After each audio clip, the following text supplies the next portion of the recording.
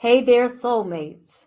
It's your girl, Dr. Melissa, back with another soul-stirring season and episode of Standing on Business, where it's not just business, it's personal.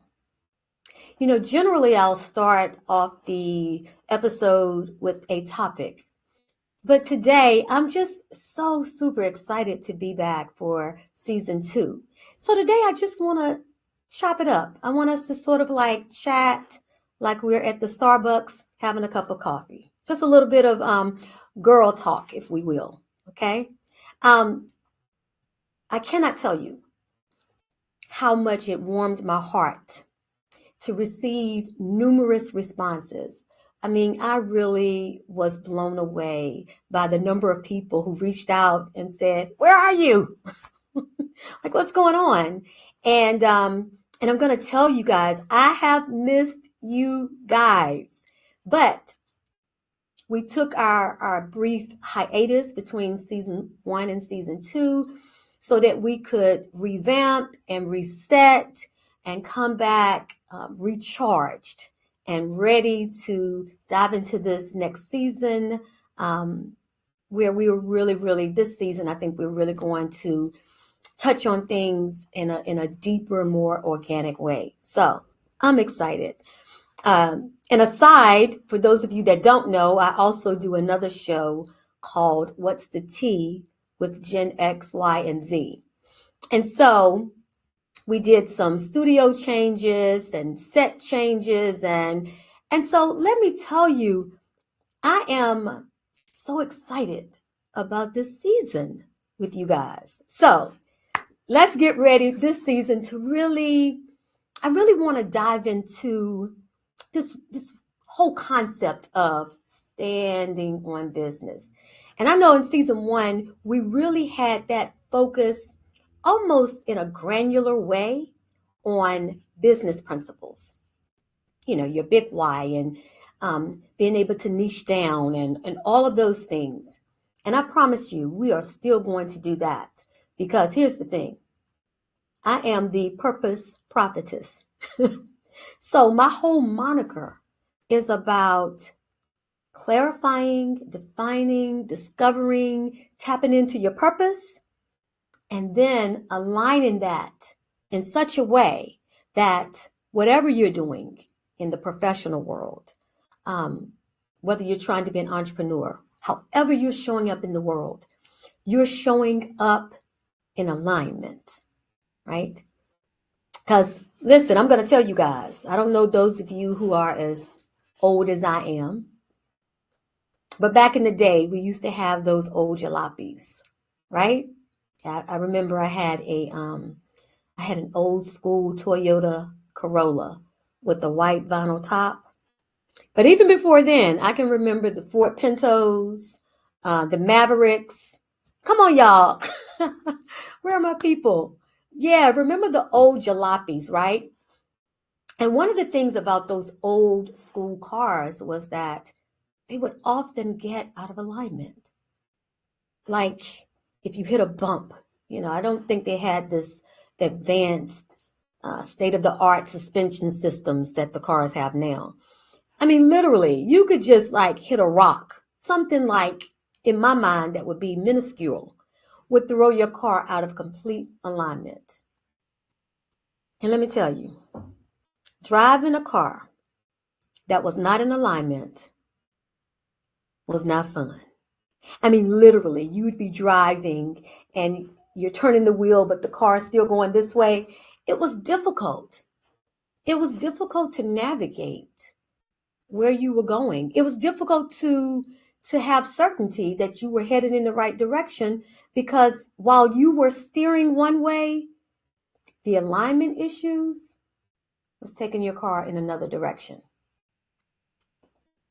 I'm going to tell you that our lives, when it's out of alignment, is no different than that old jalopy, right?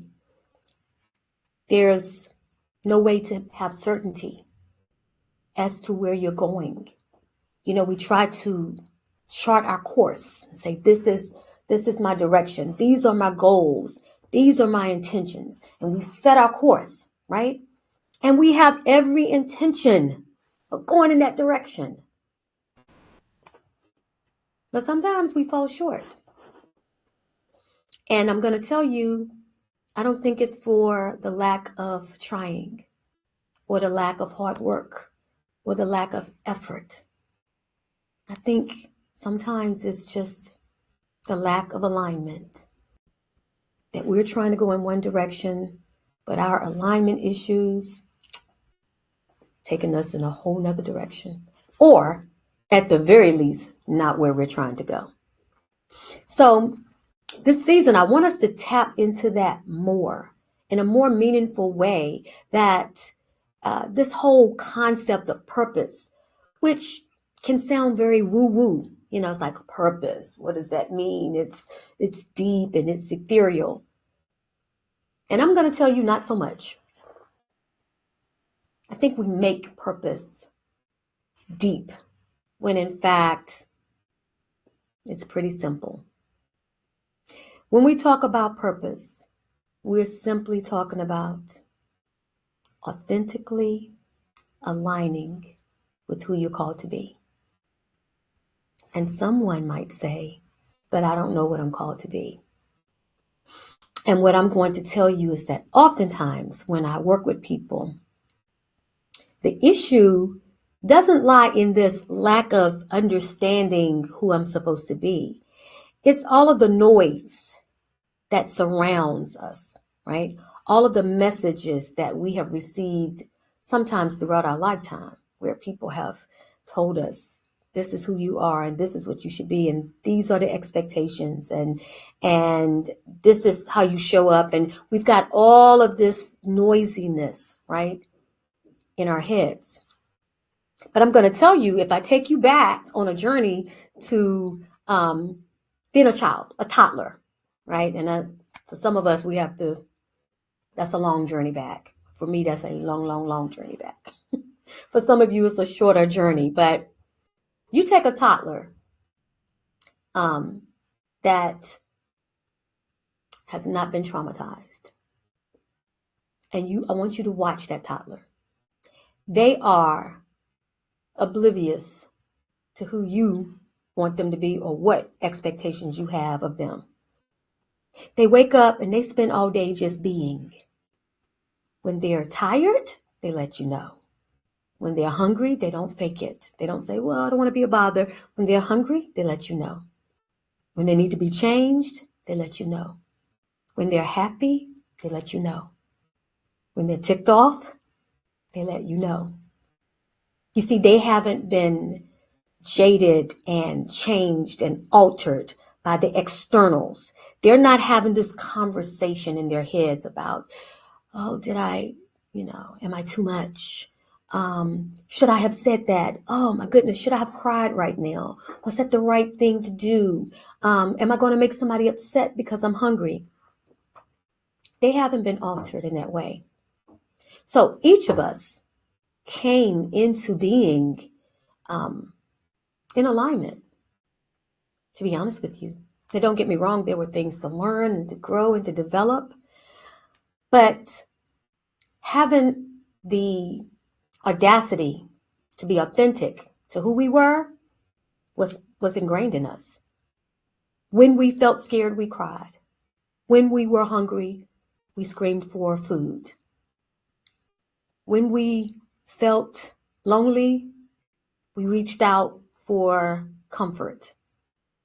Whatever it was, we weren't so inundated by these messages. So when we talk about calling and when we talk about purpose, I'm just going to drive you back to your authentic self, right? So let me get real nerdy on you for a minute. show you that I had 30 years in the behavioral health field. One of the things we talked about is something called Tabula Rasa. Tabula Rasa. And I spelled that because I'm one of those people that when I hear it, if you spell it for me, it becomes more crystallized to me. So for those of you that are like me, hopefully that was helpful. Tabula Rasa. What does that mean? Blank slate. Blank slate. What the concept of tabula rasa is all about, we come into this world as a blank slate. And so I just want you to think about a chalkboard. For those of us that are old school, for those that are new school, think of a smart board. Whatever you guys do now. But back in the day, we used to have the old school green or black chalkboard. And I want you to think about tabula rasa, blank slate, being a cleaned off chalkboard. Nothing written on it. You know, one of the things that in school we used to want to do, you guys, I'm laughing at myself because when I do the show, What's the Tea, and I'm sitting there with the millennials and the Zers, they laugh at this concept. And I remember my Zer saying that it sounded like punishment. But let me tell you what I mean. You know, back in the day in school, you would raise your hand. You wanted to be the kid that the teacher selected at the end of the day to erase the chalkboard. And so there would be this whole process where you would take the eraser and you would erase the chalkboard, and then you would actually take the sponge with some water and like really cleaned it off, right? I want you to think about blank slate being when you've put that water on that chalkboard and it's clean, right? That's what we are when we enter this world. We're blank slate. We come into this world with no messages written, no learning, no language, right? We come into this world as a blank slate.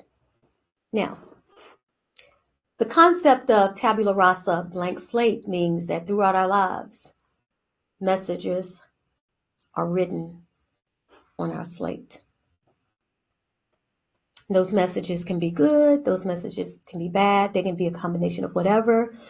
But I'll take you through a brief understanding that if I was the product of a single parent home and my mom fell in love with this dude, and he promised her the world, the sun, the moon, the sky, the stars, all of the things. And she trusted that and became pregnant with me, right? And then it didn't work out. And now she feels alone, and she may be going through scrutiny and being ostracized and feeling hurt and betrayed and all of the things. And then she has this beautiful baby daughter born in the context of her pain. Messages that she writes on the slate of that child may be filtered through her pain, not the quality of the child, but the abundance of pain that she's experiencing. So messages like, you look just like your dad, but said in a negative way, through a negative connotation, would be internalized with that child as there's something wrong with me. You're so lazy. You're good for nothing. And you guys, I'm using this. This is theoretical. So I'm not talking from a deeply personal perspective, but I do want you to get the concept of how we have messages written on us. You know, you might go to school and you might be in the third grade and you just struggle with fractions. Who doesn't? And you have a teacher that probably should have left the profession a long time ago because she's a little tired and jaded. But she might say that you're stupid because you can't understand the concepts of the fractions. And so you would internalize that. So when I talk about blank slate, we come here authentically who we are. And then throughout our lives, different messages are written. You know, the boyfriend that says, nobody else would want you but me, or you're too fat, or you're too short, or, you're not good enough. These are messages. And so this concept really speaks to the fact that we become oftentimes the compilation of the messages that we've received, right? So when we talk about finding your purpose and when we talk about finding your calling, oftentimes it requires the work of going back and erasing those messages that are not true. Easier said than done? Sure, of course. As is most good work. It's easier said than done. Worth doing? Absolutely. Because here's what I'm going to tell you. Some people will say to me, it's too hard to do that. And I would say, is it easy walking around carrying the weight of those messages? Is it easy walking around not being in your purpose? No. So, hard. Pick your hard. This hard work is not just hard work, it's heart work. And there's a dividend, there's a result, there's benefits that come from that, from doing that work. So one of the ways that you can do that is to go back and, I often talk to people about credible others. We get these messages from many people, but are they credible others? So in the example that I gave you, if it was a mother who was deeply hurt, deeply disappointed with her life, and she has projected that onto the child who had absolutely no choice in the conception, that child might go back as an adult now and say, my mom said I was good for nothing, but my mom was also very hurt and very disappointed. And my mom didn't feel good about herself. So is that a credible message that she gave me? That I'm good for nothing, that I can't do anything right. Is that true? Have I never done anything right in life? No, there was that one time I did this, and there was that one time I did that. So the moment that you can disprove the message, you have to do away with it. I can never get anything right. If you find one thing that you've gotten right, that's a lie. So you see what I'm saying? We can erase those messages. So part of purpose work has to do with just that. Don't make it deep. This is not some, pie in the sky concept that cannot happen. It absolutely can happen, and it should happen. So we're going to spend time this season walking through that while synergizing it with our business endeavors, with our desire for financial freedom and generational wealth. Yeah, we're going to synergize that. But I'm going to tell you that there are a plethora of people on the planet that go straight for the profits, straight for the financial freedom, straight for the generational wealth. And sometimes they can attain it. But if the heart work hasn't been done, if the soul work hasn't been done, if the purpose work hasn't been done, just an inauthentic person with a lot of money. We don't know any of those people, do we? So, my calling, my purpose is to shine the light and to show the way toward not just prosperity, but prosperity that is rooted in your purpose, your calling. And in understanding that it is at that intersection where magic really does happen. I mean, it's not, I promise you, it's not a utopian concept that you could really legitimately wake up every day and love the life that you're living. Not that it's a perfect life, but it's a purposed life, right? Okay. All right, you guys. So let us take a quick break, and we'll come right back, and we will continue this this conversation over our Starbucks coffee in the coffee house. We're just chit-chatting away. We'll continue with this conversation on the other side of our break. See you in a moment.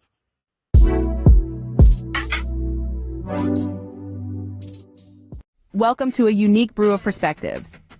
What's the Tea with Gen XYZ is your one-stop spot for a fresh take on today's burning issues. Representing 3 generations, a Gen X icon, a millennial maverick, and a Gen Z trailblazer stir up conversations ranging from social justice to pop culture. They'll bring the heat, spill the honest truth, and find common ground across the years. Expect humor, candor, and perhaps a dash of healthy debate. Enlightening, insightful, and sure to stir the pot. Stay tuned for a stimulating dialogue that bridges the generation gap, one cup at a time.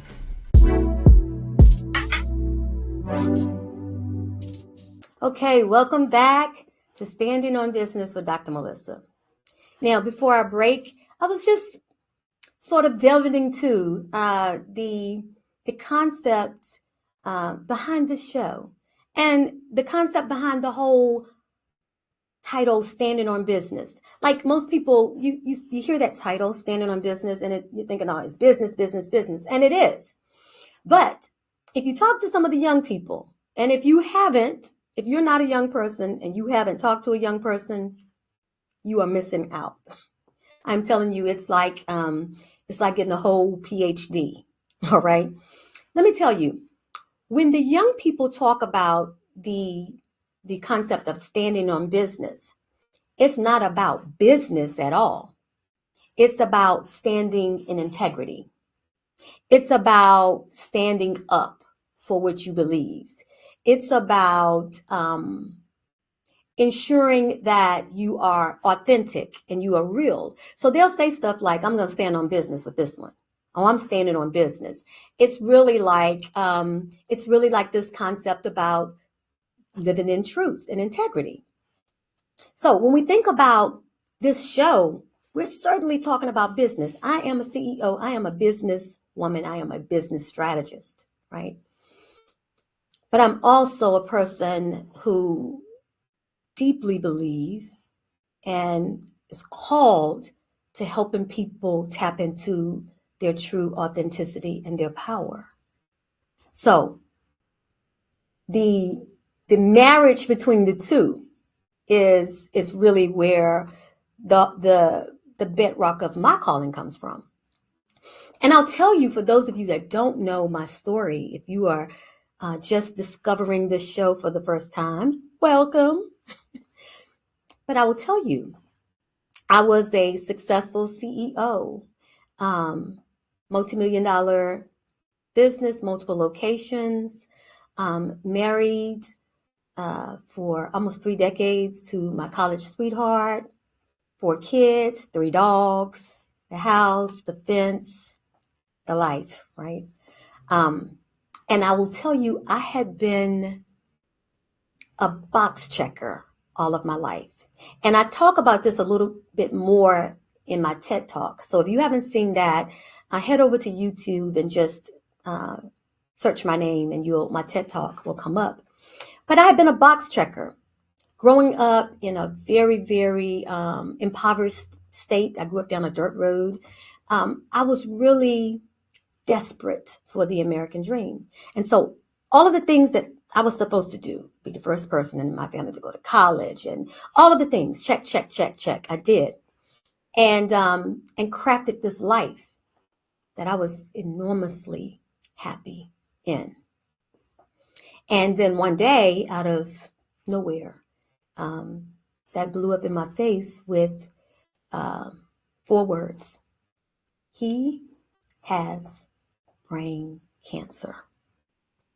And that ugly statement was being made by a very apologetic doctor talking about my husband of then, I think it was 29 years. This led me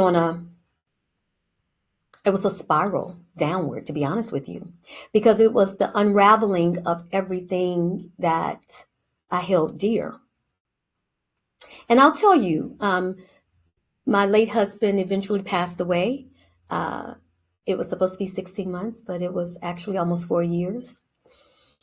But in that time, soulmates, what I discovered was that while I had all of the wrappings of success, somewhere along the way, I had left my purpose, my authenticity, somewhere over the journey of the 3 decades. And not due to anybody's willing that to happen other than my own. You see, I really didn't think that I could be fully myself and be fully committed to those that I needed to take care of. And so when the choice in my mind came, you can't have it all. You can't have your cake and eat it too. It was an easy decision for me to say, please, Melissa, step aside while I go serve. And that sounds extremely noble and sexy, but it's wrong.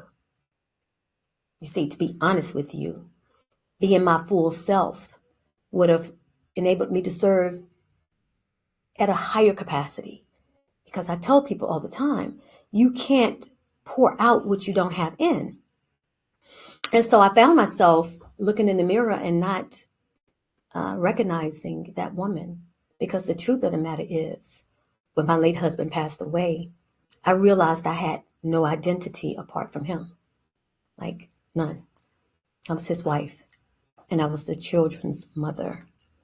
And that was my identity. And so when that was taken away from me, it was a sad commentary, because I really, standing at 51 years old, looked at that woman and said, who are you?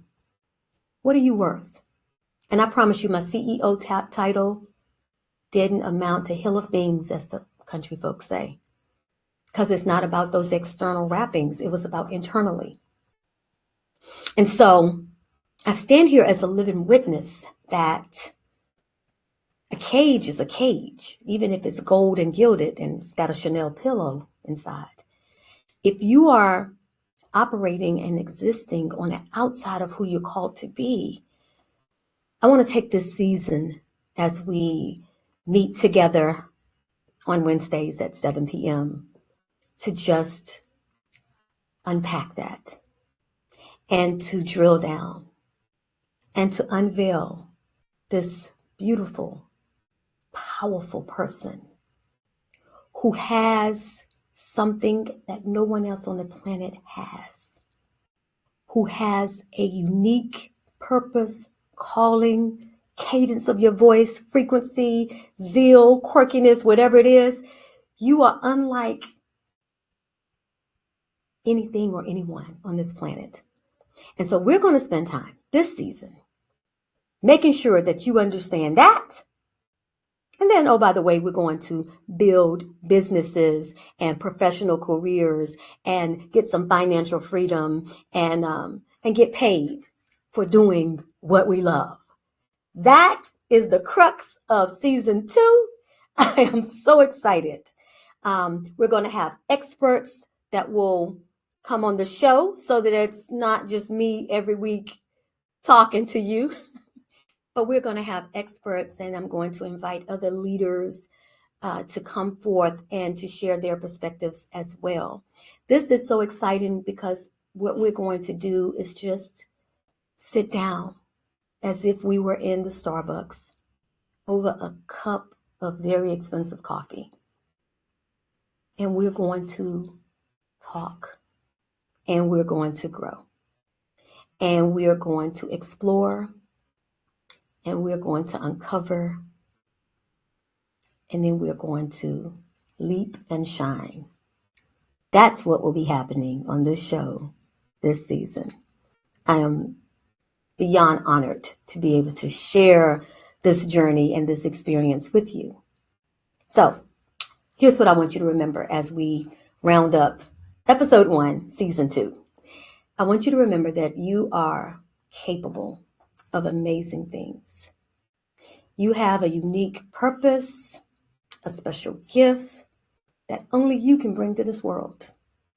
So I want you to have faith in that purpose, and I want you to have faith in yourself. And then I want you to take action, one step at a time, to bring that purpose to life. Sounds good? Agreed? Okay. So I want to thank you for tuning in to Standing on Business with Dr. Melissa. I hope that today's discussion has lit a fire in you to embrace your authenticity, prioritize your growth, and then infuse your life and your business with purpose. Now, if you want more information about me, please visit my website, subscribe to my YouTube channel, and follow me on all of the socials. And then, if you're ready to take your life and your business to the next level and align it with your purpose, I want to invite you to join my free community. It's the My Soul Purpose community. There, you're going to have the opportunity to connect with like-minded entrepreneurs. You're going to be able to gain clarity on your purpose.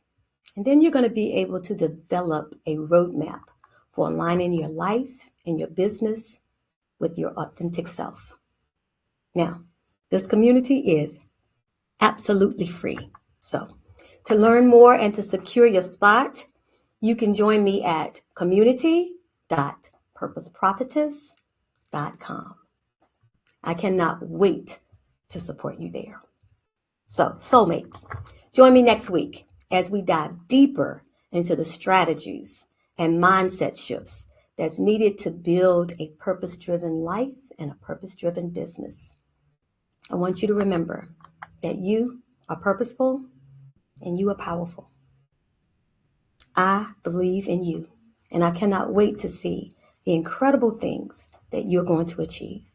So, until next time, my soulmates, keep standing up, keep standing out, and keep standing on business. Bye for now.